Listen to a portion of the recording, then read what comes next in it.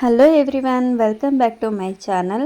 ಇವತ್ತಿನ ವಿಡಿಯೋದಲ್ಲಿ ನಾನು ನಿಮ್ಮ ಜೊತೆ ನನ್ನ ಡೈಲಿ ರೂಟೀನ್, ಫ್ರೈಡೇ ರೂಟೀನ್ ಹೇಗಿರುತ್ತೆ, ಹಾಗೆ ಅದರ ಜೊತೆಗೆ ಒಂದು healthy dry fruit milk shake ಹೇಗೆ ಮಾಡೋದು ಅನ್ನೋದನ್ನು ತೋರಿಸ್ಕೊಡ್ತಾ ಇದ್ದೀನಿ. ಸೊ ವಿಡಿಯೋ ಸ್ಕಿಪ್ ಮಾಡ್ದೇನೆ ಎಂಡ್ವರೆಗೂ ನೋಡಿ ಸಪೋರ್ಟ್ ಮಾಡಿ. ಹಾಗೆ ಸಬ್ಸ್ಕ್ರೈಬ್ ಮಾಡದೆ ನೋಡ್ತಾ ಇದ್ದರೆ ಪ್ಲೀಸ್ ಸಬ್ಸ್ಕ್ರೈಬ್ ಮಾಡಿ. ಈಗ ಮಾರ್ನಿಂಗ್ ನೋಡ್ತಾ ಇರ್ಬೋದು, ಮಾರ್ನಿಂಗ್ ಇವಾಗ ಮಕ್ಕಳ ಲಂಚ್ ಬಾಕ್ಸಿಗೂ ಆಗೋ ಥರ ಇವತ್ತು. ಹಾಗೆ ಒಂದು ಸ್ವಲ್ಪ ಹೊರಗಡೆ ಹೋಗೋದಕ್ಕಿದೆ. ಹಾಗೆ ಇವತ್ತು ಬೇಗ ಆಗೋ ಥರ ಮನೆ ಕೆಲಸನೂ ಬೇಗ ಮುಗಿಬೇಕು, ಮಕ್ಕಳ ಬ್ರೇಕ್ಫಾಸ್ಟ್ ಕೂಡ ಬೇಗ ಮುಗಿಬೇಕು. ಆ ಥರ ಶಾವಿಗೆ ಉಪ್ಪಿಟ್ಟನ್ನು ಮಾಡ್ತಾಯಿದ್ದೀನಿ.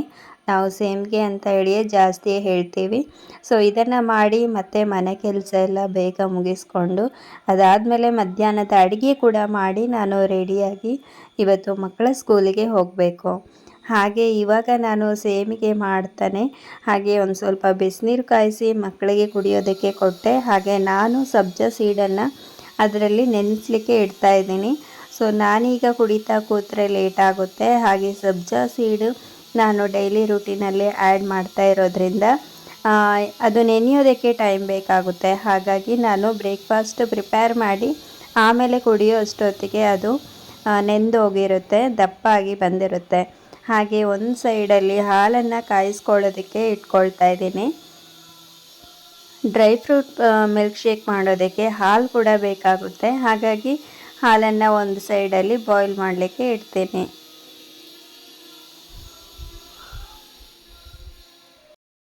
ಹಾಗೆ ಬೆಳಗ್ಗೆ ಬಂದ ತಕ್ಷಣ ನಾನು ಪಾತ್ರೆ ಎಲ್ಲ ನೈಟ್ ತೊಳೆದಿರಲಿಲ್ಲ. ಹಾಗೆ ಪಾತ್ರೆ ಎಲ್ಲ ವಾಶ್ ಮಾಡಿಕೊಂಡು ಅದಾದಮೇಲೆ ಸ್ಟಾರ್ಟ್ ಮಾಡಿದ್ದೀನಿ ಬ್ರೇಕ್ಫಾಸ್ಟ್ ಮಾಡೋದಕ್ಕೆ. ಈಗ ನೀವು ನೋಡ್ತಾ ಇರ್ಬೋದು, ಒಂದು ಸೈಡಲ್ಲಿ ಹಾಲನ್ನು ಬಾಯ್ಲ್ ಮಾಡೋದಕ್ಕೆ ಇಟ್ಟಿದ್ದೀನಿ. ಅದು ಬಾಯ್ಲ್ ಆಗೋಷ್ಟರಲ್ಲಿ ನಾನು ಬ್ರೇಕ್ಫಾಸ್ಟಿಗೆ ಏನೇನೆಲ್ಲ ಬೇಕು ಆ ತರಕಾರಿ ಎಲ್ಲ ಕಟ್ ಮಾಡ್ತಾಯಿದ್ದೀನಿ. ಇದಕ್ಕೆ ನಾರ್ಮಲ್ಲಾಗಿ ಹಾಗೆ ಮಾಡಿದರೆ ಚೆನ್ನಾಗಿರುತ್ತೆ. ನನಗೆ ಸಿಂಪಲ್ಲಾಗಿ ಶಾವಿಗೆ ಉಪ್ಪಿಟ್ಟು ಇಷ್ಟ ಆಗುತ್ತೆ. ಮತ್ತು ಇದನ್ನು ಕ್ಯಾರೆಟ್, ಬೀನ್ಸ್ ಈ ಥರ ತರಕಾರಿ ವೆಜಿಟೇಬಲ್ಸನ್ನು ಹಾಕಿ ಕೂಡ ಮಾಡ್ಕೊಳ್ಬೋದು.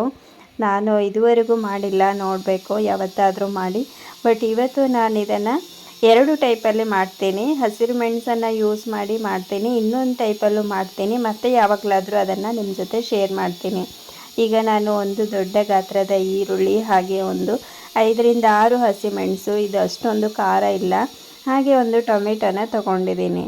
ಮತ್ತು ಕರಿಬೇವಂತೂ ನಮ್ಮ ಗಿಡದಲ್ಲೇ ಫ್ರೆಶ್ ಆಗಿ ಸಿಗುತ್ತೆ, ಅದನ್ನು ಕೂಡ ಹಾಕಿ ಮಾಡೋದ್ರಿಂದ ತುಂಬ ಚೆನ್ನಾಗಿ ಟೇಸ್ಟ್ ಬರುತ್ತೆ. ಮತ್ತು ತುಂಬ ಸ್ಮೆಲ್ ಅಂತೂ, ಘಮ ಅಂತೂ ತುಂಬ ಚೆನ್ನಾಗಿರುತ್ತೆ ಕರಿಬೇವಿದ್ದು ಫ್ರೆಶ್ ಆಗಿ ಹಾಕೋದ್ರಿಂದ. ಈಗ ನಾನು ಒಂದು ಸ್ವಲ್ಪ ಆಯಿಲ್ ಹಾಕ್ಕೊಂಡು ಸೇಮಿಗೆನ ಫ್ರೈ ಮಾಡ್ತಾಯಿದ್ದೀನಿ. ಫ್ರೈ ಮಾಡಿ ಹಾಕೋದ್ರಿಂದ ಟೇಸ್ಟ್ ತುಂಬ ಚೆನ್ನಾಗಿ ಬರುತ್ತೆ. ಅದರಲ್ಲೂ ಈ MTR ಸೇಮಿಗೆ ತುಂಬ ಚೆನ್ನಾಗಿರುತ್ತೆ ಟೇಸ್ಟ್.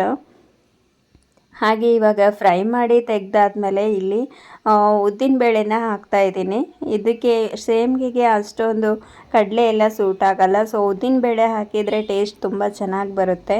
ಹಾಗೆ ಅದರ ಜೊತೆಗೆ ಈರುಳ್ಳಿ, ಹಸಿರು ಮೆಣಸು ಮತ್ತು ಟೊಮೆಟೊ ಮತ್ತು ಕರಿಬೇವನ್ನು ಹಾಕ್ಕೊಂಡಿದ್ದೀನಿ. ಅದನ್ನು ಹಾಕ್ಕೊಂಡು ಫ್ರೈ ಮಾಡ್ತಾ ಹಾಗೆ ಒಂದು ಸ್ವಲ್ಪ ಉಪ್ಪು ರುಚಿಗೆ ತಕ್ಕಷ್ಟು ಮತ್ತು ಒಂದು ಸ್ವಲ್ಪ ಸಕ್ಕರೆ ಹಾಕ್ಕೊಂಡು ಚೆನ್ನಾಗಿ ಫ್ರೈ ಮಾಡ್ತೀನಿ. ಇದು ಆದಷ್ಟು ಚೆನ್ನಾಗಿ ಫ್ರೈ ಆಗಬೇಕು. ಹಾಗೆ ಫ್ರೈ ಆಗೋಷ್ಟರಲ್ಲಿ ನಾನು ಹಾಲು ಬಾಯ್ಲ್ ಆದಮೇಲೆ ಮತ್ತೆ ಒಂದು ಸ್ವಲ್ಪ ನೀರು ಹಾಕಿ ಬಾಯ್ಲ್ ಮಾಡೋದಕ್ಕೆ ಇಟ್ಟಿದ್ದೀನಿ. ನಾನು ಕ್ವಿಕ್ಕಾಗಿ ಆಗೋದಕ್ಕೆ ಯಾವಾಗಲೂ ಬಿಸಿನೀರನ್ನು ಒಂದು ಸೈಡು ಇಟ್ಟಿರ್ತೀನಿ. ಸೊ ಇದರಿಂದ ಬೇಗ ಆಗುತ್ತೆ. ಫ್ರೈ ಆದ ತಕ್ಷಣವೇ ಈ ಬಿಸಿನೀರನ್ನು ಎಷ್ಟು ಬೇಕಷ್ಟು ಹಾಕ್ಕೊಳ್ಬೋದು. ಅಕಸ್ಮಾತ್ ಕಡಿಮೆ ಆದರೂ ಕೂಡ ನಾವು ಬಿಸಿನೀರನ್ನು ಮತ್ತೆ ಮೇಲ್ಗಡೆ ಹಾಕ್ಕೊಳ್ಬೋದು. ಹಾಗಾಗಿ ನಾನು ಮೆಷರ್ಮೆಂಟ್ ತೊಗೊಂಡೇನು ಮಾಡಲ್ಲ, ಅಂದಾಜಲ್ಲಿ ಮಾಡ್ತೀನಿ. ಅರ್ಧ kg ಸೇಮಿಗೆ ಸಾಕಾಗುತ್ತೆ. ನೀರು ಬಾಯ್ಲ್ ಆಗ್ತಾ ಇದ್ದಾಗೆ ಸೇಮಿಗೆನೆ ಹಾಕಿ ಮತ್ತು ಸ್ಲೋವಲ್ಲಿಟ್ಟು ಅದನ್ನು ಬೇಯೋದಕ್ಕೆ ಬಿಟ್ಟು, ಅದಾದಮೇಲೆ ಇವಾಗ ಡ್ರೈ ಫ್ರೂಟನ್ನು ನೆನೆ ಹಾಕಿದ್ದೆ ನೈಟೇ. ಬಾದಾಮಿ, ಗೋಡಂಬಿ, ಪಿಸ್ತಾ ಹಾಗೆ ಕಪ್ಪು ದ್ರಾಕ್ಷಿಯನ್ನು ನೆನೆ ಹಾಕಿದ್ದೆ. ಸೊ ಇವಾಗ ಬೆಳಗ್ಗೆ ನಾನು ಈ ಡೇಟ್ಸನ್ನು ಹಾಕ್ತಾಯಿದ್ದೀನಿ. ನೈಟೇ ಡೇಟ್ಸನ್ನು ನೆನೆ ಹಾಕಿದರೆ ಅದು ಇರುವೆ ಬರುತ್ತೆ. ಹಾಗೆ ಮತ್ತು ಅದು ಸ್ಮ್ಯಾಶ್ ಕೂಡ ಆಗಿರುತ್ತೆ, ಅಷ್ಟೇನು ಗಟ್ಟಿಯಾಗಿ ಇರಲಿಲ್ಲ. ಹಾಗಾಗಿ ನಾನು ಡೇಟ್ಸನ್ನು ಕೂಡ ಹಾಕ್ಕೊಂಡು ಹಾಗೆ ಒಂದು ಸ್ವಲ್ಪ ಬೆಲ್ಲ ಹಾಕ್ಕೊಂಡು ಗ್ರೈಂಡ್ ಮಾಡ್ಕೊಂಡಿದ್ದೀನಿ.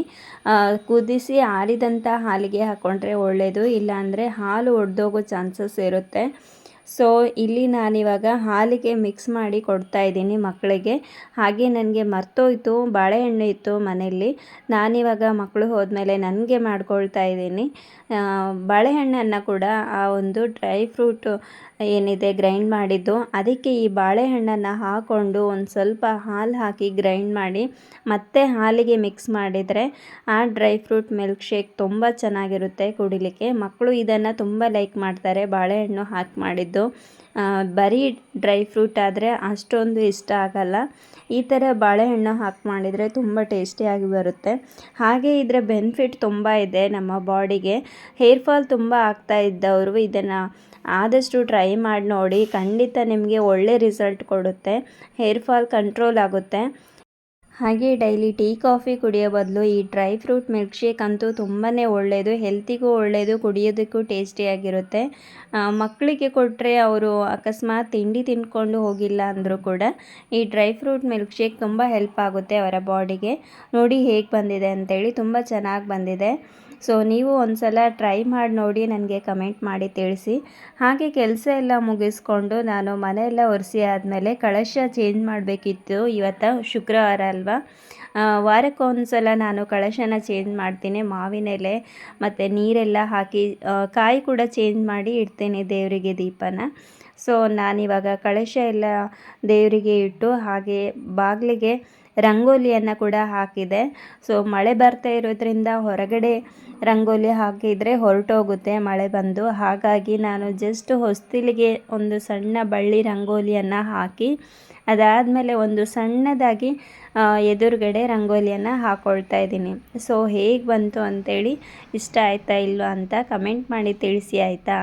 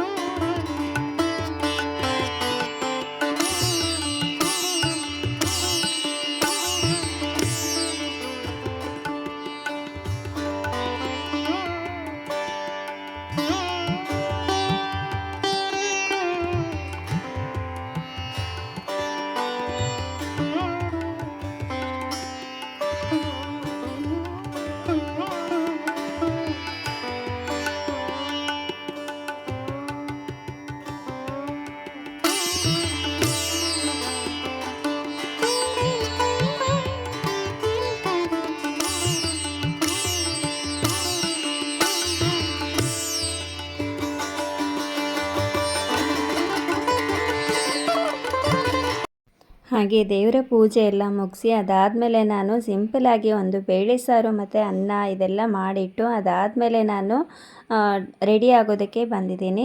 ಸೊ ಇವಾಗ ಡ್ರೆಸ್ ನೋಡ್ತಾ ಇರ್ಬೋದು, ಇದು ಆಫರಲ್ಲಿ ತೊಗೊಂಡಿದ್ದು. ಟೌನಲ್ಲಿ ಒಂದು ಆ್ಯನಿವರ್ಸರಿ ಇದ್ದಿದ್ದರಿಂದ ಶಾಪಲ್ಲಿ ಫ್ರೀ ಆಫರನ್ನು ಬಿಟ್ಟಿದ್ದರು ಡಿಸ್ಕೌಂಟಲ್ಲಿ. ಹಾಗಾಗಿ ಇದನ್ನು 200 ರುಪೀಸ್ಗೆ ಪರ್ಚೇಸ್ ಮಾಡಿದ್ದೆ. ಸೊ ಇದನ್ನು ಇವಾಗ ಫಿಟ್ಟಿಂಗ್ ಏನು ಮಾಡಿದೆ, ಕರೆಕ್ಟಾಗಿತ್ತು. ಹಾಕ್ಕೊಂಡು ನಾನು ಸ್ಕೂಲ್ಗೆ ಹೊರಟೆ ಪೇರೆಂಟ್ಸ್ ಮೀಟಿಂಗಿಗೆ.